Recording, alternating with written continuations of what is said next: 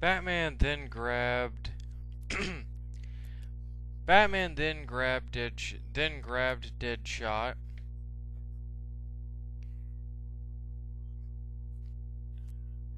Batman then grabbed Deadshot and with almost one arm lifted him off the ground and then performed an over-the-shoulder judo throw that nearly sent him head-first into an air conditioning unit.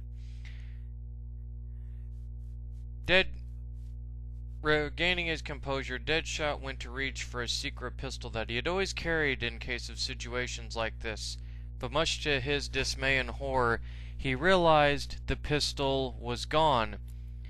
Searching himself over, Batman started slowly walking towards him. From a certain angle, it would almost look like he was hovering off of the ground, or at least levitating. "Are you looking for this?" Batman said, brandishing the pistol before casually tossing it over the side and grabbing Deadshot. "Who's the mastermind?" Batman said, holding Deadshot off the ground. "Screw you," Deadshot said through shallow breath. Batman's eyes narrowed, and he then decided to drag Deadshot over to the side of the building and held him over the street below. "I'm not going to ask you again. Who?" "You're the detective. You figure it out," Deadshot taunted. Batman loosened his grip and was now holding Deadshot with one arm. Deadshot's smile quickly faded. "You wouldn't," he said at Batman, who said nothing, whose steely gaze gave away nothing either. "You can't do this. The feds, they would deem you a murderer. They would hunt you down like a dog," Deadshot said with fear in his voice. "Give me a name," Batman said, his eyes narrowing. "I don't know. I take the cash, not the names," Deadshot wisecracked, now sweating underneath his suit. Batman paused a moment, reflected on what Deadshot was saying to him, and then looked back, his eyes narrowing intensely and his lips slightly pursed. Then he did something Deadshot never expected. He let him go and plummet off the side of the building. Deadshot let out a high-pitched scream as he was plummeting to the street below. At the halfway point of his fall, he felt something coil around his legs and stop him 5 inches from the ground and yank him all the way back up. Deadshot quivered in shame as he was once again eye to eye with Batman. "I don't know," Deadshot screamed. "Whoever's behind this is testing you. For what, I don't know. I swear." Batman looked at Deadshot with disgust and left him hanging till Gotham PD arrived. When Gordon arrived, his eyes watered. His eyes watered and he covered his mouth. "Good God, what is that?" Gordon said, slightly gagging. "That would be Deadshot, Chief," Bullock said, covering his nose as they locked Deadshot in the SWAT van. "Apparently our dear Dark Knight made him crap his pants. Literally." "I don't get it, Batman," Gordon said, moving further away from Deadshot. "What's all this nonsense about?" Deadshot said, "Someone's testing me. Perhaps whoever it is seeing how far I can be pushed by pitting me against the likes of Clayface, Deadshot, and whoever else they're gonna throw my way. I think whoever's pulling the strings it's someone cunning." Gordon then looked at him. Ra's al Ghul? Sin Tzu? Bane? The Penguin? Maybe Joker, perhaps. No. Perhaps Bane, perhaps Ra's, Perhaps even Sensu. At this point, Jim, it's hard to tell. Between the three of them, if it's Bane Batman, I know Jim. I haven't forgotten what Bane did to me last time. But that was a long time ago. Somehow, I have a feeling. Somehow, Jim, I have a feeling that I know who the culprit may be. But I'd like to study these patterns some more before I come to any conclusions. Meanwhile, in Egypt, Raish Al Ghul stared out of his study at the mountains and pondered his opponent's next move in this deadly game of chess. You are good, but I am not like those others you have beaten, Raish said, moving his bishop forward. 1,000 years does not make you more cunning, for strategy is of the mind and the body, Sensu commented as he moved his knight in for a checkmate. True, but 1,000 years brings wisdom, Raish said as his bishop topped Sensu's queen. Checkmate. But then again, Raish said, his eyes meeting Sensu's, you let me win. Sometimes a loss is often a hidden victory, Sensu said, grinning Cheshirely. Batman will no doubt figure it out, but by then he himself will already be at checkmate, Sensu said, holding the queen in the palm of his hand. Do not underestimate the detective, Raish said, his eyes narrowing. I have seen him do and survive things that most men would lie broken from, Raish said said in a smug and serious tone. We shall see, Raish. We shall see, Sensu said, flipping the queen end over end. Chapter 3. Back at the Batcave, Batman had analyzed all of the encounters that he had had so far.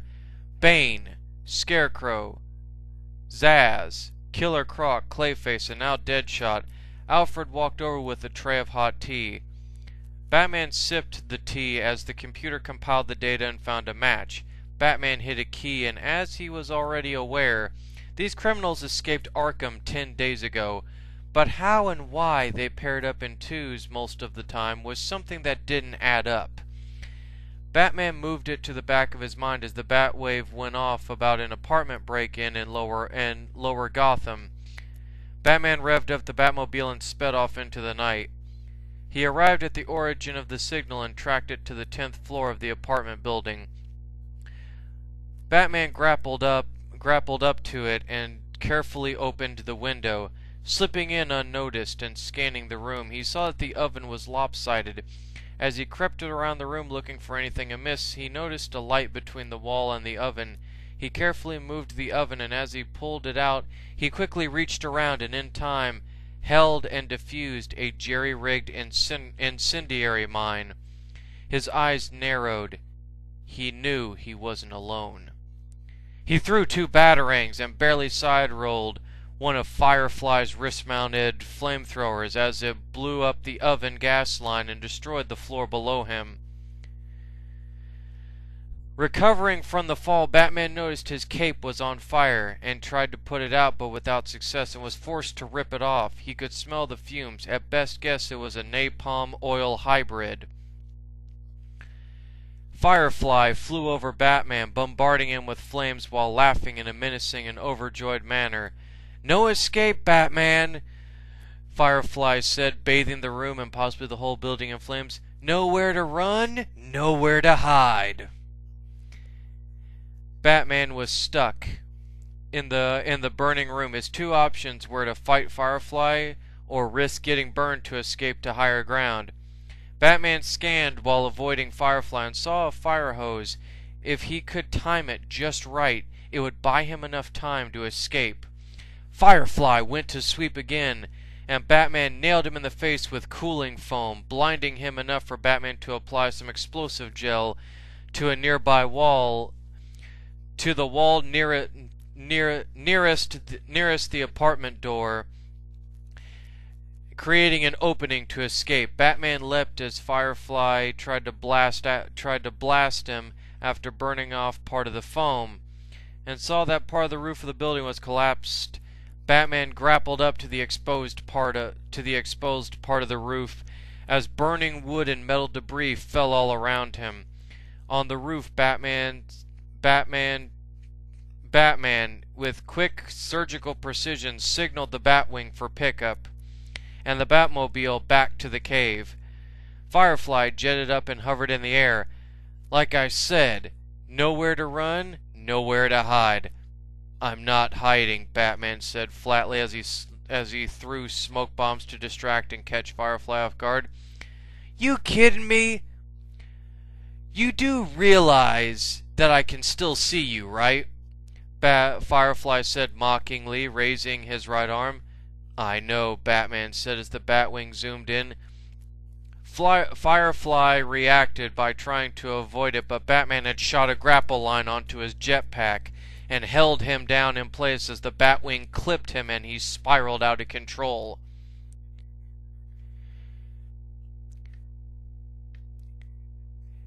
He managed to catch himself in time. Sadly, the same could not be said for Batman's fist. Chapter 4. After Firefly's arrest and replacing his cape, Batman took off in the Batwing to investigate a disturbance at Gotham Pharmaceuticals' warehouse. When Batman got there, he sees the interior is riddled with claw marks and shattered glass. Turning on his flashlight and combing the hallways and catways, Batman hears a low screech, and his eyes narrow intently. Batman knows that the beast that caused this mess was up in the rafters watching him, waiting, like a jungle tiger, waiting for him to let his guard down. And from the rafters, crimson red eyes follow Batman's every move, its pointy ears hearing every step like a hammer dropping. Finally, the beast flies at Batman, who shines his light in the monster's eyes, blinding it. Stunned, the beast swipes at Batman, but connects with nothing but air as it sticks, as he is stuck in the back with a syringe. The beast howls as it flies out of a window into the dark night. Batman gives chase in the Batwing, maneuvering through buildings and skyscrapers, preventing injuries to bystanders and motorists, and avoiding the occasional aerial ambush the beast tried to make when it felt gutsy. Batman, after stopping many attempts, was forced to hurt the beast and used the Batwing's EMP tethers to shock it, slowing it down enough for him to jump on his back and inject another syringe. The beast violently shakes Batman off, who barely hangs on to the beast's legs. He winces as he is bounced off the sides of buildings, He then performs a daring turnabout and times his swing as the beast gets low enough to the ground to try to attempt to smash Batman into a monorail. Batman swings, the monorail comes around the corner. Batman swings again. Closer. Swing. Closer. Swing. Closer. The beast screeches as one more antidote syringe is injected and it goes limp. While at the same time Batman grapples out of the monorail's path just in time. With the beast slowly over his shoulder, it starts turning back into its human form. What happened? Shh! Don't talk, you're okay, Batman said, laying Dr. Kurt Langstrom down on the sidewalk to rest. When Gordon arrived, he was shocked.